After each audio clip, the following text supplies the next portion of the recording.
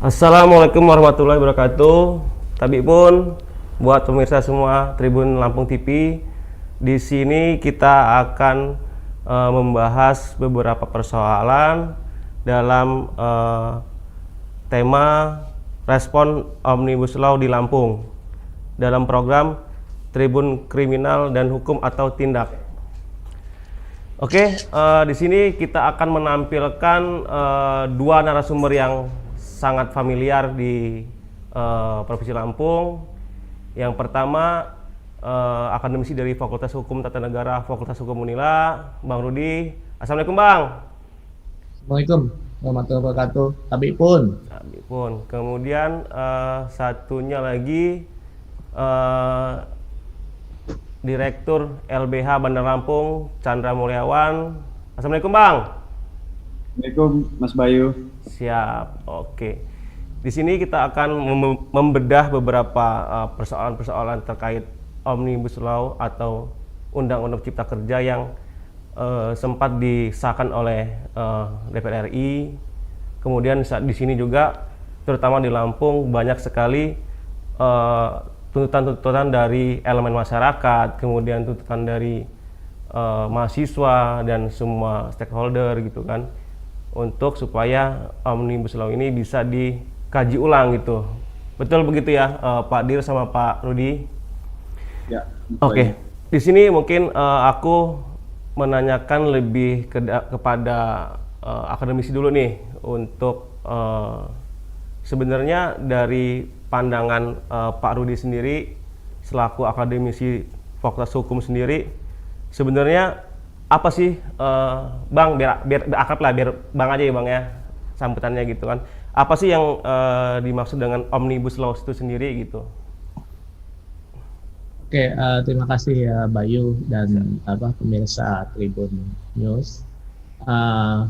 Jadi memang kenapa ceritanya agak panjang sedikit nggak apa-apa lah ya, supaya kita bisa melihat sebenarnya mengapa sih munculnya Omnibus Law.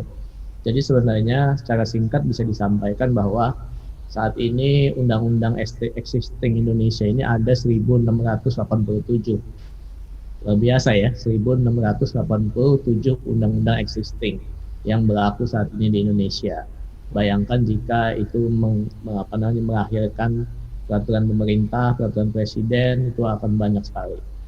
Intinya adalah Indonesia ini gemuk undang-undang. Oleh karena itulah dipilihlah sebenarnya Omnibus Law ini dengan berkaca pada pengalaman negara common law seperti misal Irlandia, Kanada gitu ya, yang sudah menerapkan Omnibus Law dengan memangkas hampir 1000 lebih undang-undang yang ada di negaranya masing-masing.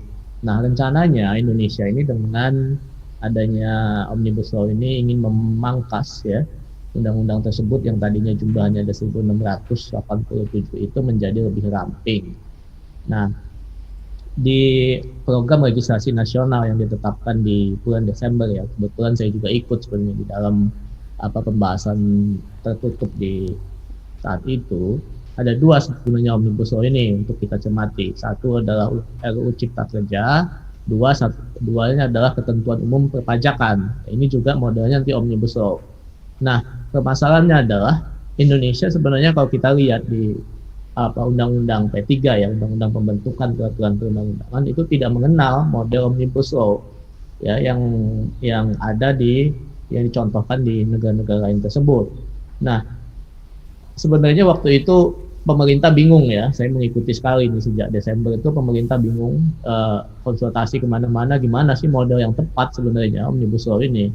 Karena kalau saya sih prediksinya Omnibus Law ini kan sebenarnya muncul dari rekomendasi Konferensi Hukum Tata Negara tahun 2016 di Jember ya. Kebetulan kan Profesor Wit itu Dirjen Perundang-undangan itu kan alumni guru besar di Universitas Jember ya.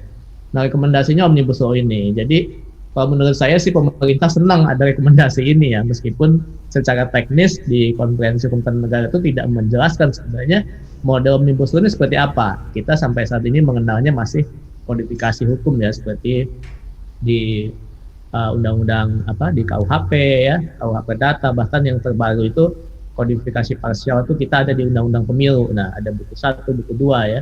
Nah, Omnibus Law ini tidak dikenal sama sekali. Akhirnya apa? Ketika muncul draft awal di bulan April ya, saya ingat, itu munculnya kok memakai model perubahan. Ya. Jadi semua bentuk perubahan itu dijadikan satu dalam undang-undang. Padahal ini tidak dikenal sama sekali loh sebenarnya di Undang-Undang P3 ya. Undang-Undang P3 itu kalau perubahannya satu aja perubahannya. Pasalnya cuma dikit, Romawi 1, Romawi 2 ya. Nah ini enggak, Omnibus Law ini semuanya mau di cluster kemudian dirubah dalam satu. Artinya apa? Sebenarnya dalam suatu proses atau format ini tidak dikenal dan tidak ada pedomannya di undang-undang pembentukan ya. Nah, yang kedua, Omnibus Law ini ketika dia memetakan peraturan yang sangat banyak itu ya tentang cipta kerja, artinya semua yang berkaitan dengan penciptaan lapangan kerja dipetakan, kemudian dirubah. Undang-undang mana sih yang nantinya bisa menghalangi adanya penciptaan lapangan kerja? Nah, mindsetnya adalah pemerintah itu bahwa ini banyak sekali perizinan-perizinan yang ada di daerah yang membuat lama lah ya, perizinan misal seperti izin investasi atau izin apa namanya kegiatan investasi aja dia harus ada AMDAL-nya, kemudian ada izin apa namanya untuk tata ruang dan lain sebagainya di kabupaten sampai kabupaten itu, dan itu prosesnya lama. Makanya itu ini politik hukumnya sebenarnya kalau kita lihat secara substansi itu tercermin dalam materi muatannya. Materi muatan itu kalau saya lihat itu ada 3 yang utama. Pertama adalah sentralisasi perizinan ke pusat, ya. Kemudian delegasi peraturan perundang-undangan yang teknis ke dalam pemerintah pusat, ke dalam peraturan pemerintah, ya. Dan kemudian adanya NSPK, norma standar prosedur dan kriteria yang akan ditetapkan oleh pemerintah melalui PP. Dan ini mencakup yang mantapnya ya. Yang mantapnya ini mencakup seluruh bidang yang berkaitan dengan penciptaan lapangan kerja. Bahkan ya di dalam klaster misalnya di hubungan pusat dan hubungan pusat dan daerah juga banyak sekali kewenangan-kewenangan daerah yang ditarik. Nah, itu adalah secara substansi materi. Nah, yang jadi sorotan kita adalah sebenarnya secara politik hukum ya sah-sah saja membentuk undang-undang seperti ini. Namun dalam konteks Omnibus Law dengan pengaturan yang sangat banyak, 11 klaster 11 klaster materi muatan, kemudian ada 79 undang-undang terdampak. Dan kalau kita lihat di versi terakhir laporannya adalah ada 7.197 DIM ya, daftar inventarisasi masalah. Bayangkan, nggak mungkin 7.197 DIM ini diselesaikan secara cepat ya. Ini Bung Awang mungkin pernah juga ya melihat DIM perda lah misalnya ya. Ini RUU ini DIM-nya ada 7.197 ya. Tapi hanya diselesaikan dalam waktu 5 bulan. Artinya apa? Menurut saya memang secara secara waktu memang ini nggak cukup ya. Bayangkan aja kita bandingkan dari semua pencapaian DPR itu biasanya satu undang-undang ya setahun 2 tahun lah. Kalau kita lihat trennya dari tahun 2000 ya, bahkan RUU-KUHP itu sampai puluhan tahun belum selesai juga. Jadi ini memang secara politik sangat syarat dengan kepentingan-kepentingan tertentu. Secara prosedur ini sebenarnya tidak sesuai dengan politik hukum dari pembentukan peraturan perundang-undangan, dan secara materi saya khawatir ya bukannya malah dengan tujuan tadinya perampingan legislasi. Nah ini sebenarnya malah hanya merubah saja. Artinya apa? Artinya menambah ya. Bukan merampingkan. Tadinya kita anggap ini kayak mencabut aja lah, semuanya dicabut, beratus-ratus undang-undang dicabut, kemudian dibuat aturan baru yang komprehensif. Saya kira itu mungkin sementara yang jadi jadi pemantik kita ya diskusi. Mungkin nanti secara ini seperti apa nanti kita akan diskusi lebih lanjut. Kemudian terima kasih Bang Rudi penjelasannya untuk mematik diskusi kita hari ini sendiri. Kemudian untuk Bang Chandra nih, Bang, sebenarnya Omnibus Law itu sebenarnya cocok nggak sih Bang untuk diterapkan di Indonesia dengan yang disampaikan Bang Rudi tadi gitu? Baik, Bayu. soal apakah cocok soal konsep omnibus.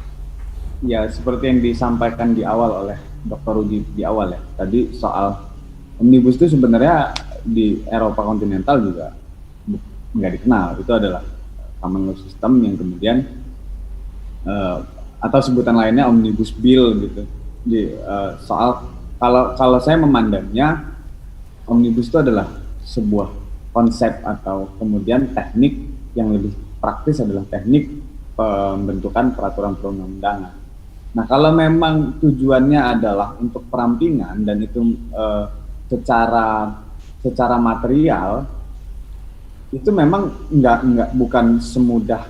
Pertama dari segi waktu, yang kalau kemudian mau kita sorotin terhadap penyusunan omnibus ini sebenarnya tahapannya bukan langsung menyusun terus kemudian mencocok-cocokkan saja, tapi ada proses. Yang pertama kali adalah dilakukan klasterisasi dan himpunan peraturan yang itu bisa dibilang langkah-langkah seperti menuju terhadap kodifikasi dulu. Nah, kemudian setelah dia dikumpulkan dalam satu basket gitu, kemudian ini dilakukan sebuah harmonisasi.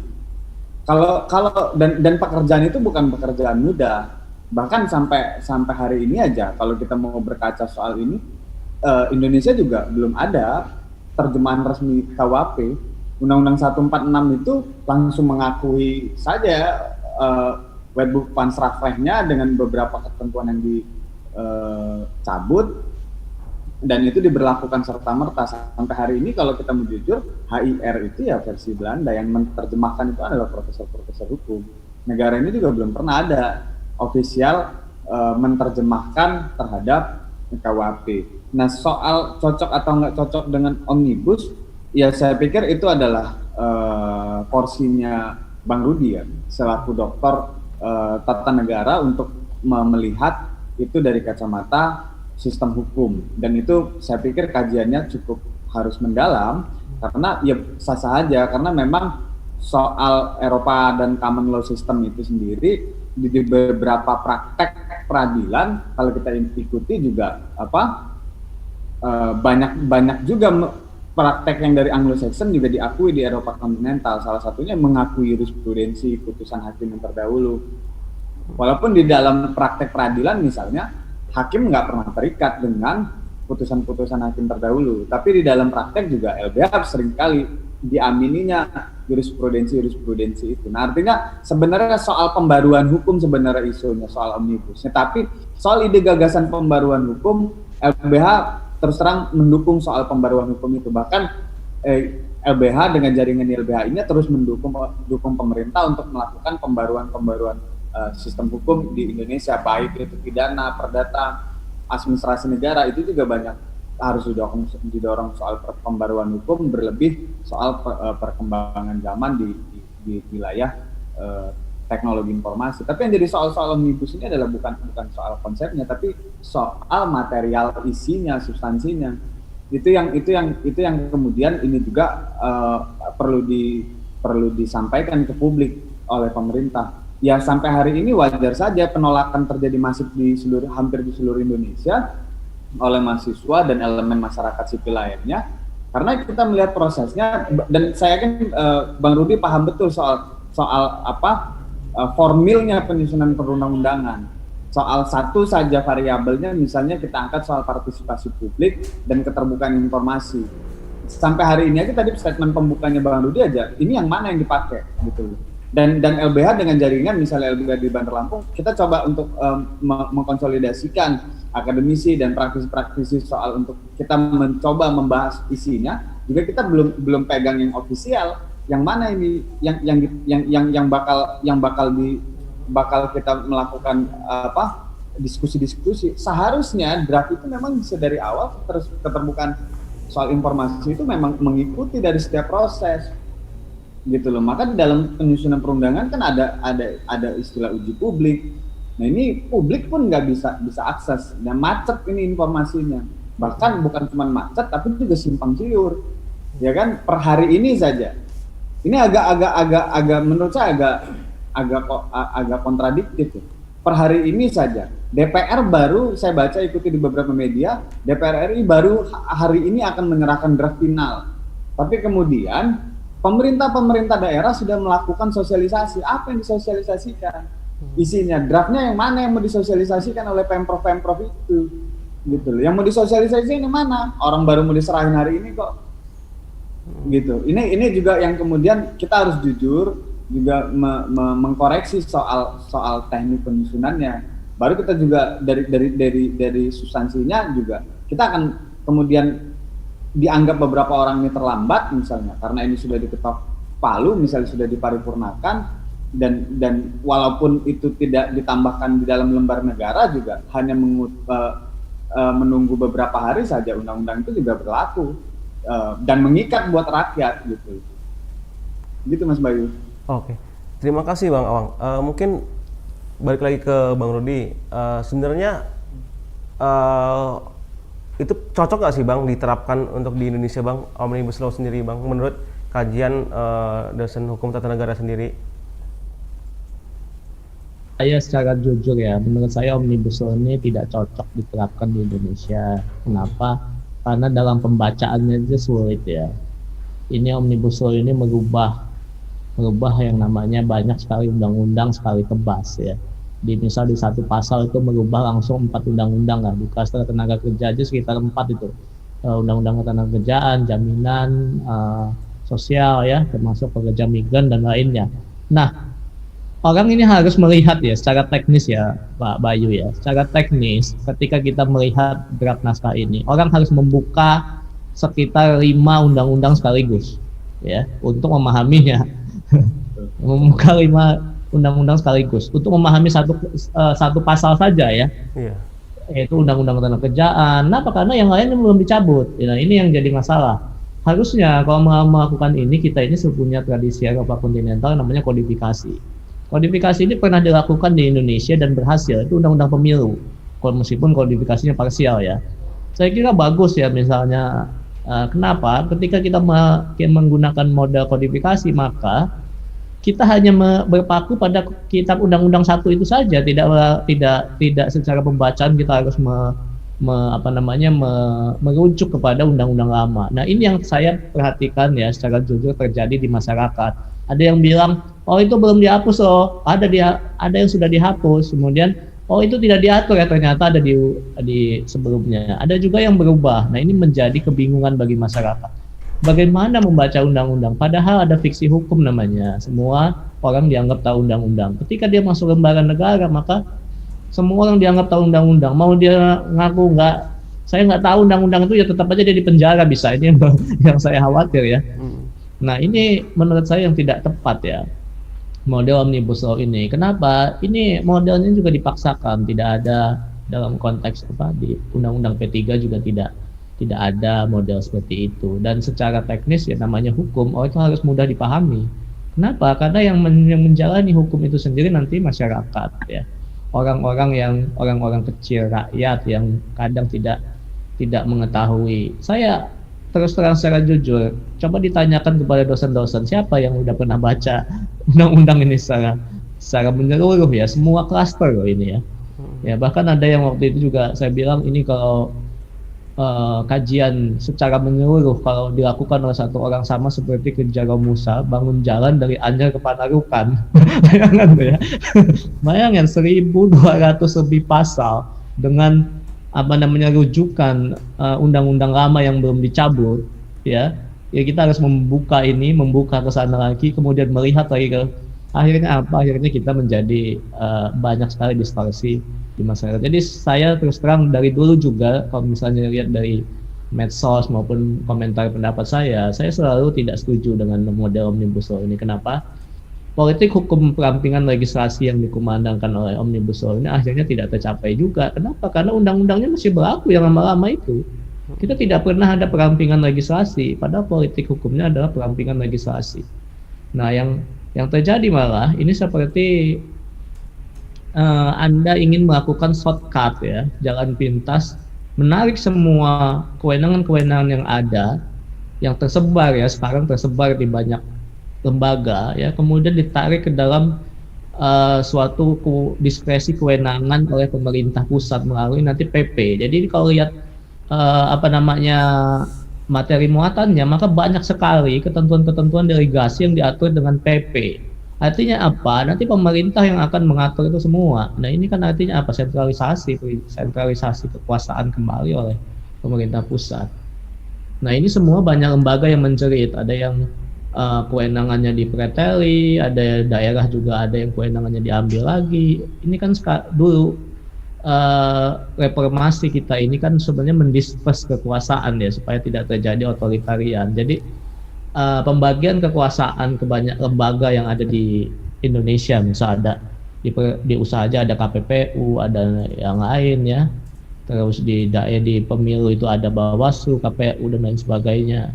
Ini sebenarnya disperse kekuasaan, penyebaran kekuasaan ke lembaga-lembaga negara ini sebenarnya untuk mencegah otoritarian. Nah, Omnibus Law kemudian menarik itu semua ke dalam suatu diskresi pemerintah yang akan dibentuk dengan PP. Artinya apa? Ini yang namanya penarikan kembali kekuasaan ya ke dalam kekuasaan pemerintah pusat. Nah ini jadi saya tegaskan kita sebenarnya nggak cocok dengan Omnibus Law ini. Sistem hukum kita tidak cocok ya. Mungkin Bang Rudi ditambahkan lagi Bang. Bang kemudian bagaimana sih Bang dengan Omnibus Law yang baru disahkan ini? Apakah secara prosedural itu sudah benar? Kemudian karena ada beberapa elemen, ada beberapa pemerintah dan DPR itu tidak transparan tuh Bang, ya kan? Iya. Yang menyebut pengesahan undang-undang itu terburu-buru gitu Bang. Nah menurut Abang gimana Bang? Kalau lihat di laman DPR-nya sebenarnya Omnibus Law ini sudah lama ya ada prosesnya. Jadi kalau menurut penelusuran kita ada 56 kali rapat panja panitia kerja, ada beberapa 2 kali rapat perumus, kemudian ada 2 kali juga ada rapat harmonisasi sinkronisasi. Nah, secara prosedur memang ini yang jadi masalah kan di ujung sebenarnya. Menurut saya ada kesalahan pemerintah adalah tidak melakukan uji publik, itu yang utama ya. Waktu itu sebenarnya klaster ketenagakerjaan itu waktu itu sempat ya demo seingat saya. Ini ditolak di bulan-bulan April ya seingat saya. Nah kemudian ini ditolaknya di demonya karena klaster ketenagakerjaan. Nah kemudian saat itu pandemi juga, klaster ketenagakerjaan kita pending. Ini ceritanya seperti itu ya. Di pending semua ngebahas yang lain, hubungan pusat dan daerah, UMKM, desa, BUMDes dan lain sebagainya. Tiba-tiba ini ternyata klaster ketenagakerjaan ini shortcut, tidak ada lagi omong-omongan, langsung disahkan. Nah, saya sih nggak susah ya, sulit untuk juga memproyeksikan sebenarnya apa ini salah prosedur atau tidak ya. Kenapa? Karena presiden cacat formal itu belum ada di MK. Ini yang saya khawatirkan sebenarnya untuk teman-teman. Kalau mau memaksakan yang namanya cacat prosedur, DPR itu punya yang namanya berita acara, punya rapat, punya yang namanya pembahasan tingkat 1, tingkat 2. Secara prosedur saya lihat ini dilakukan. Cuma memang kemarin itu kesalahannya adalah ada draft yang berbeda dari yang tersebar di paripurna ya itu ya. Kalau menurut saya itu kesalahan ya, blunder terbesar DPR di abad inilah mungkin ya. Kenapa bisa terjadi paripurna disahkan terus beredarnya draftnya berbeda. Nah, jadi kalau menurut saya secara prosedur ya mungkin bisa juga sih kita melakukan percobaan ya. Namanya dalam hukum ini kan tidak ada yang pasti kan, semuanya itu bisa dicoba sebenarnya. Ya, terlebih mengenai perubahan draft ini mungkin yang bisa jadi kuncinya. Kenapa? Karena setelah persetujuan, nah kemudian saya beri catatan juga ya bahwa sekarang ini belum disahkan loh posisi undang-undang ini. Dia belum dikasih nomor ya. Itu waktu itu baru persetujuan. Kalau dalam undang-undang P3 itu ada perbedaan antara persetujuan dan pengesahan ya.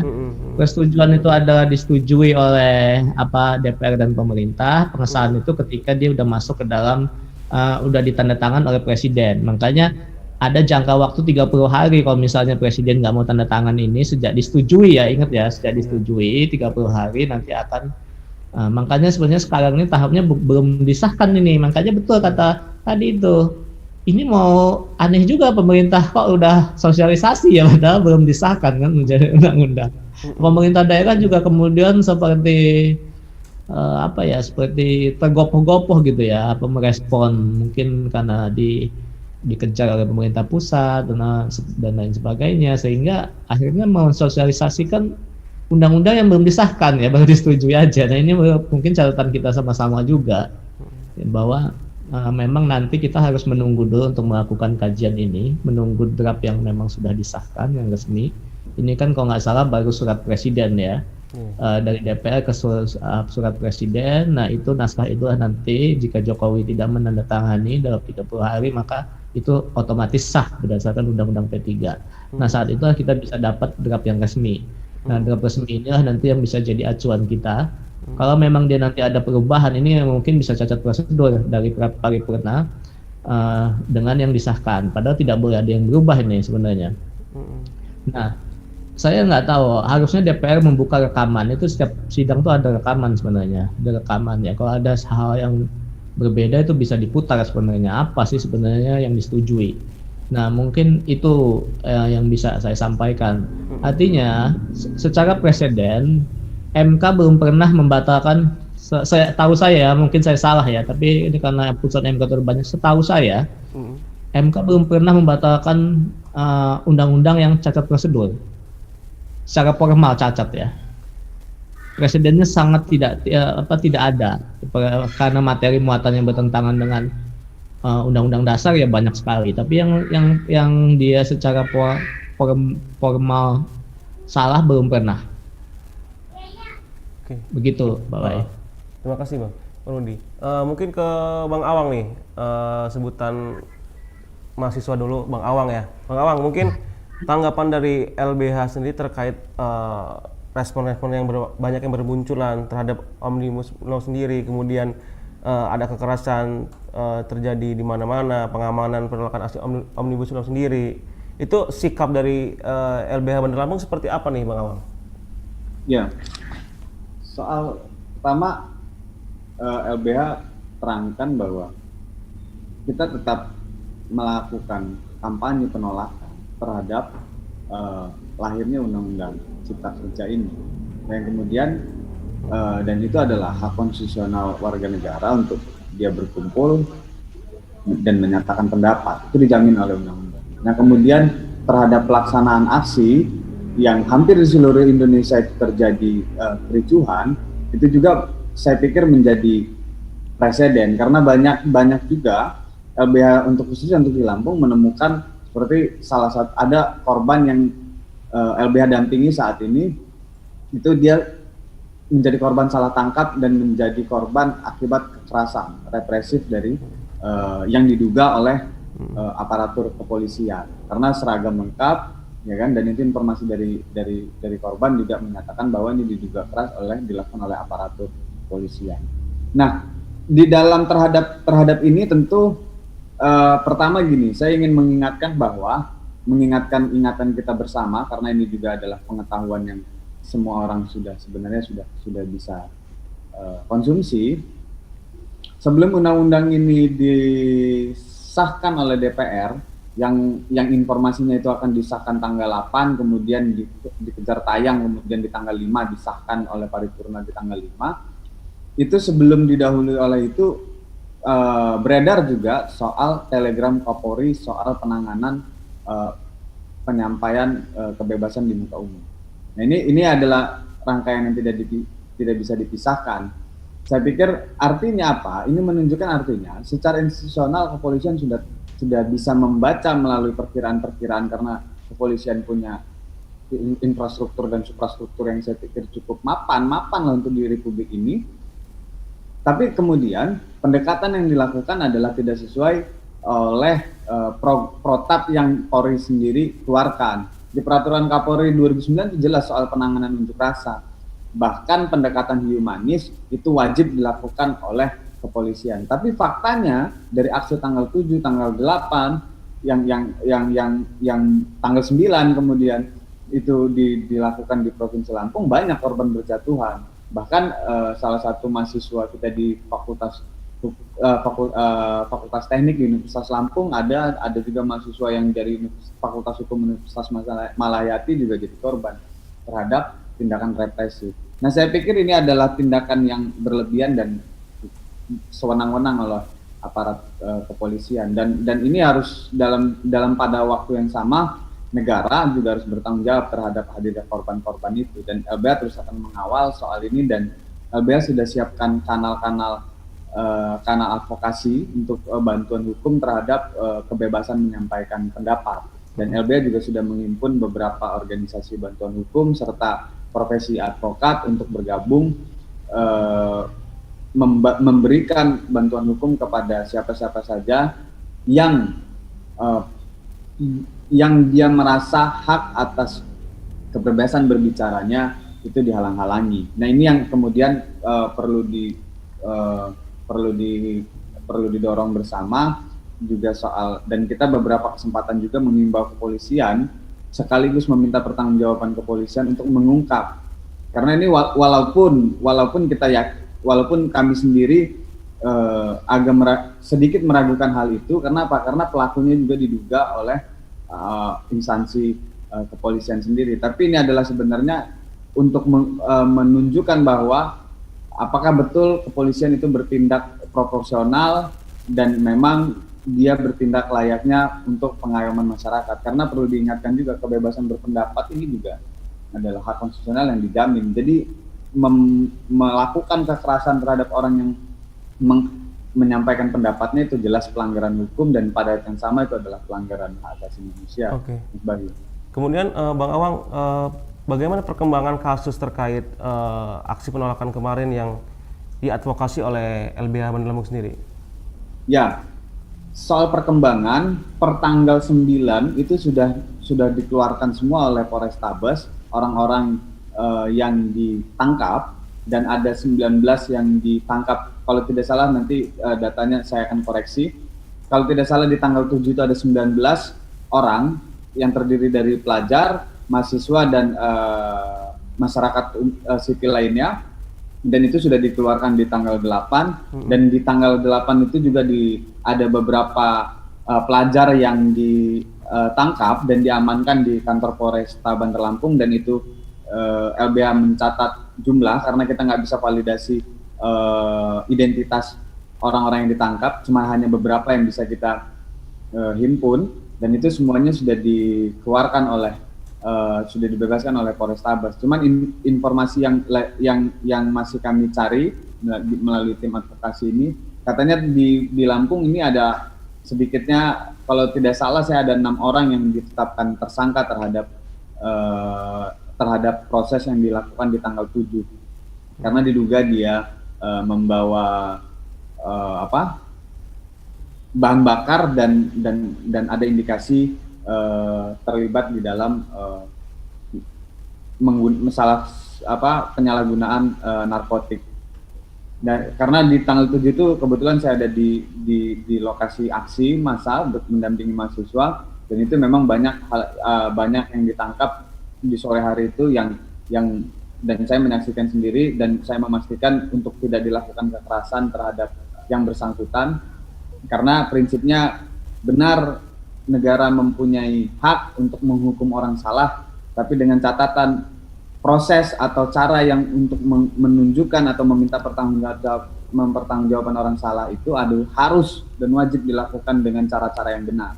Dan itu yang harus dipastikan. Dan korban sampai hari ini, terutama untuk korban dengan inisial A yang katanya sudah menjadi korban salah tangkap di salah satu swalayan gitu, minimarket, dan itu sampai hari ini juga informasinya masih kita dorong untuk pemeriksaan oleh Propam Polda untuk mengungkap fakta, dan nanti setelah kondisi kesehatan yang bersangkutan pulih, kita akan sampai hari ini juga kita ada tim LBH yang ke sana untuk memastikan kondisi kesehatannya, kemudian akan membicarakan dan mendiskusikan bersama korban untuk upaya hukum yang akan dilakukan.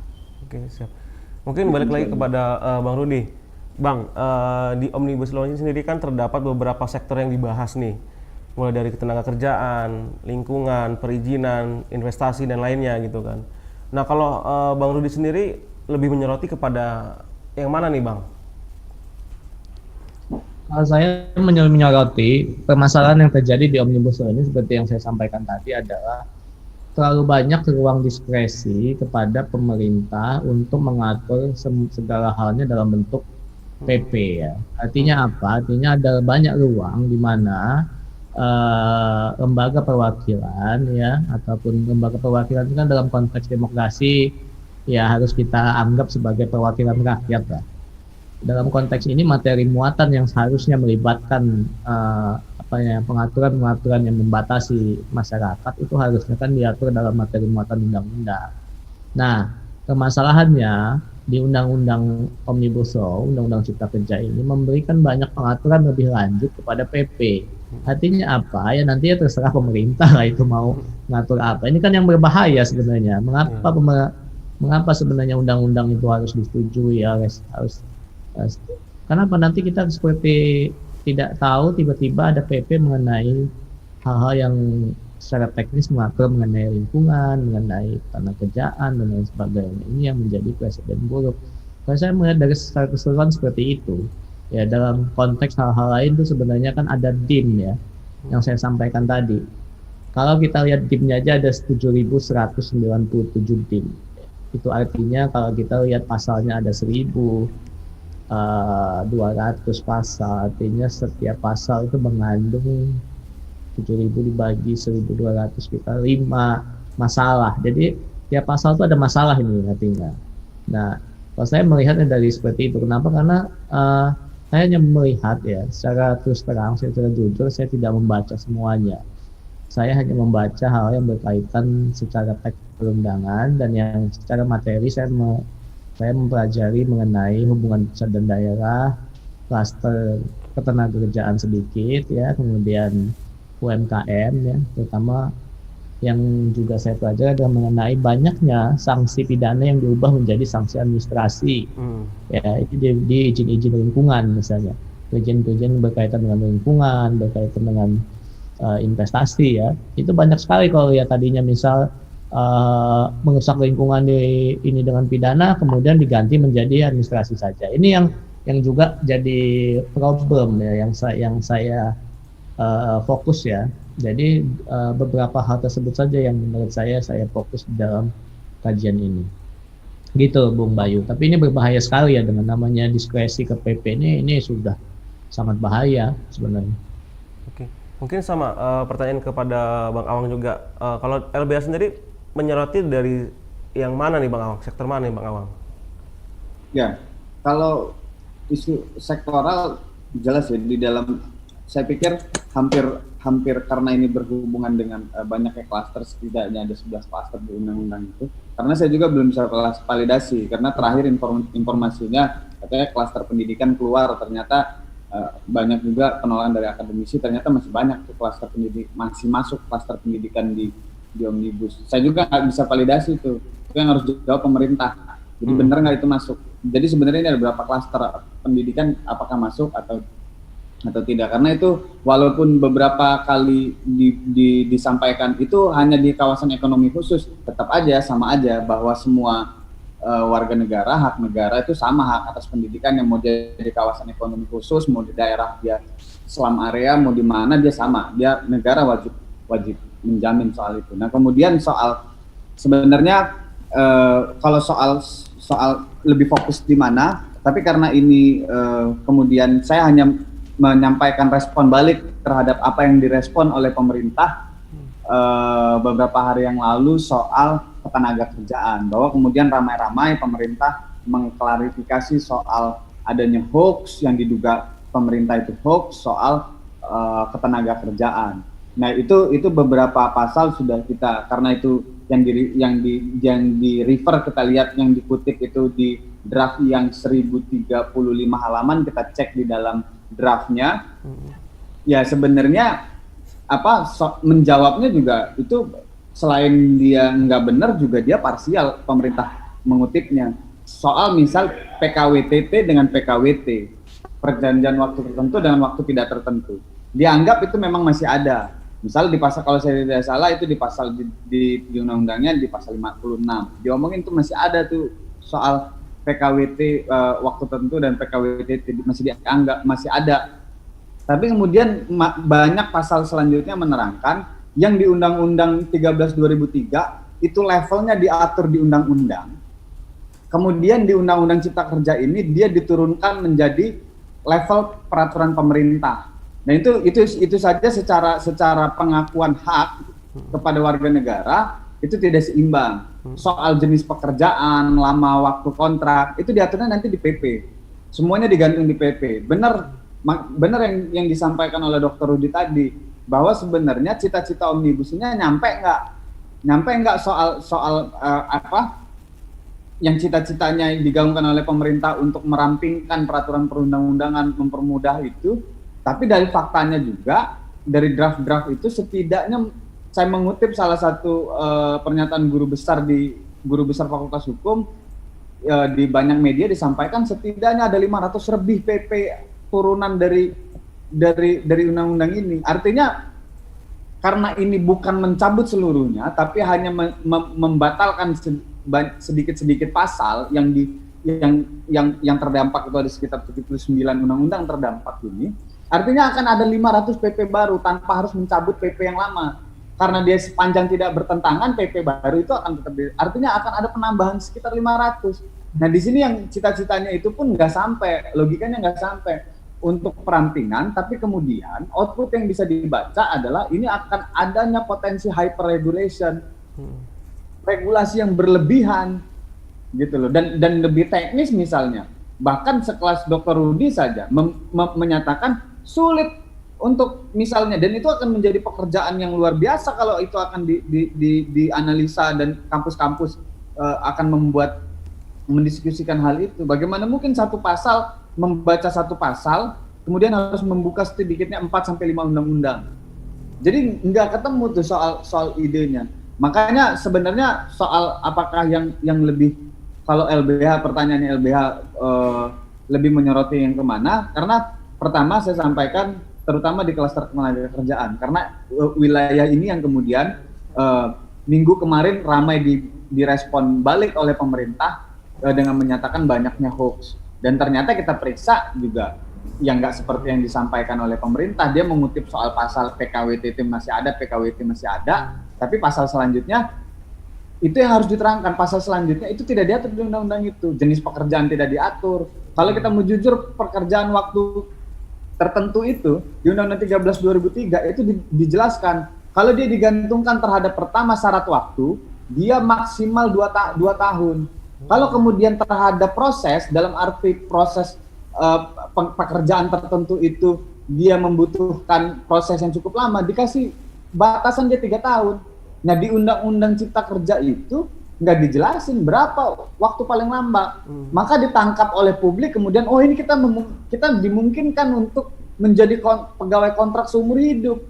Karena undang-undangnya tidak membahas batasan apakah karena dia variabel waktu atau karena dia proses pekerjaannya.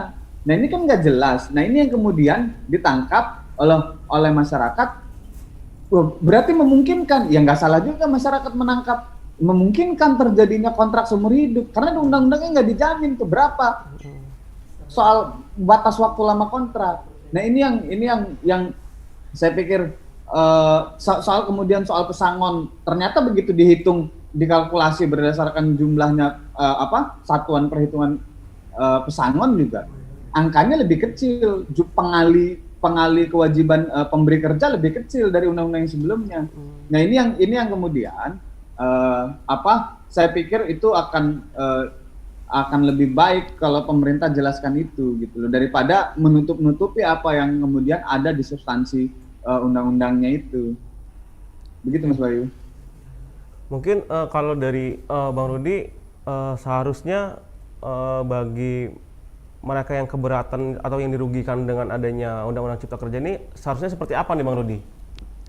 Ya, sebenarnya kan ada dua ya, ada jalan konstitusional. Kalau kita akademisi ya harusnya normatif lah melihat ini Ya, ada yang namanya MK. Ini kesepakatan konstitusional kita sejak tahun 2003. MK dibentuk 2003 ya berdasarkan amandemen ketiga Undang-Undang Dasar 1945. Ya, artinya ya apapun ceritanya ya jalan ini harus ditempuh. Mm-mm. Dan ini kalau lihat dari teknis nantinya itu kan saya yakin ini banyak yang mengajukan judicial review ini saya yakin dari semua elemennya akan masuk semua. Nanti akan dijadikan satu ini nantinya. Artinya apa? Ya kalau menurut saya ya kita harus menempuh jalan konstitusional itu untuk melakukan judicial review terhadap undang-undang RUU Ciptaker yang baru disetujuin. Gitu Pak Bayu. Oke.